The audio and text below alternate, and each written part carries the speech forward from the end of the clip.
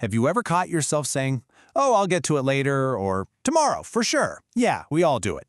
We act like there's always more time. But that one tiny habit, it can slowly, quietly steal our biggest dreams. Today, we're going to dig into a story that's, well, it's more than just a story. It's a huge warning sign about procrastination and the one thing we can never, ever get back. So let's really think about that. What's the actual price we pay for every single delay, for every time we say, "I'll do it tomorrow"? It's a question we almost never stop to ask ourselves. But you know what? The answer could honestly change everything. And let's be real, it has never been easier to get distracted. I mean, our world is literally designed to snatch our attention away, to make us lose hours without even noticing. But what we're losing isn't just a few minutes here and there. It's the very stuff that our future is made of. Okay, so let's get into this by talking about a young boy who was caught deep in this exact trap. He lived in a quiet little village, and he was known for one thing more than anything else. He was incredibly lazy. This kid was constantly putting things off, and I mean everything. And because of that, he was falling behind, well, everywhere. In school, in his life, and maybe worst of all, in his own head.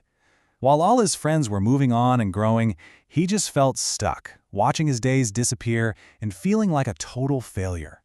So finally, he hit a wall. A wise man happened to be visiting his village, and the boy saw his chance. He went right up to him and just poured his heart out, saying, "Please, you have to help me. I feel like such a failure. I'm behind everyone. Just tell me what I can do to move forward." He was absolutely desperate for a change. The wise man looked at him, and he totally got it. He saw what the real problem was. But he didn't give him a lecture or some simple, easy advice. Nope. Instead, he told him a story, a parable, that was meant to show him the true, almost unbelievable value of time. So the story goes like this. There was a kind king who ran into an old friend who had fallen on really hard times. The king felt terrible for him and made this just incredible offer. He said, "Listen, before the sun sets today, go to my royal treasury. You can take as much gold, as many jewels as you can possibly carry, and it's all yours." I mean, talk about a once-in-a-lifetime opportunity. So what the friend did next is kind of mind-blowing.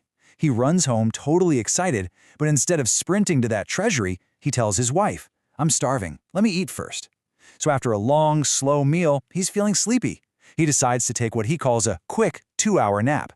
When he finally gets going, the sun's beating down, so he stops to rest under a tree and falls into an even deeper sleep.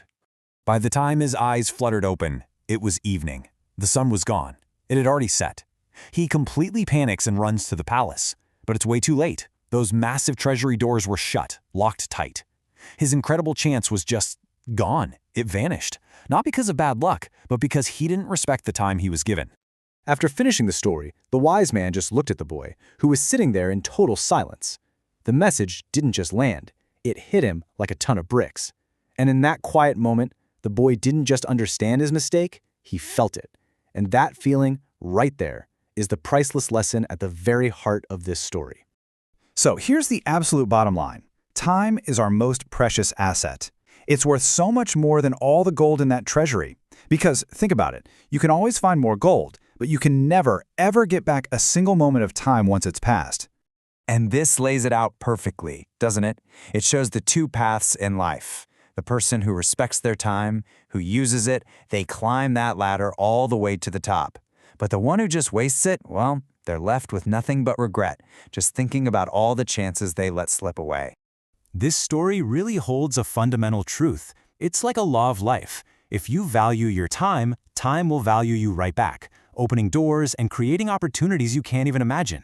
But if you waste it, that exact same force works against you, basically destroying your chances for a better life. And we all get this instinctively, right?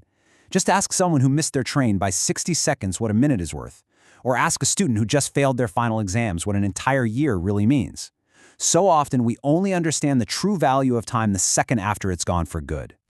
Now the boy in the story, he went home and completely changed his ways. He stopped putting things off, he started working his tail off, and little by little, he earned back his confidence and his self-respect. And that brings this whole lesson right to our doorstep. Because your time is right now. So how do we actually use this? The lesson isn't just don't be lazy. It's about understanding the little mental trap the king's friend fell into. It's something called present bias. Our brains are just wired to want a small, easy reward right now, like a nap or a quick scroll online, over a massive reward in the future, like a treasury full of gold. The secret is to short-circuit that impulse. Don't think about the entire treasury. Just focus on grabbing that very first piece of gold. Whatever your big goal is, break it down and just do the smallest possible piece of it right now. That's how you honor the time you've been given, and that's how you build a life that really matters. So I'm going to leave you with this one thought. Right now, in this very moment, your own personal treasury of time, it's wide open. The sun is still up, the doors are unlocked. What are you going to do about it?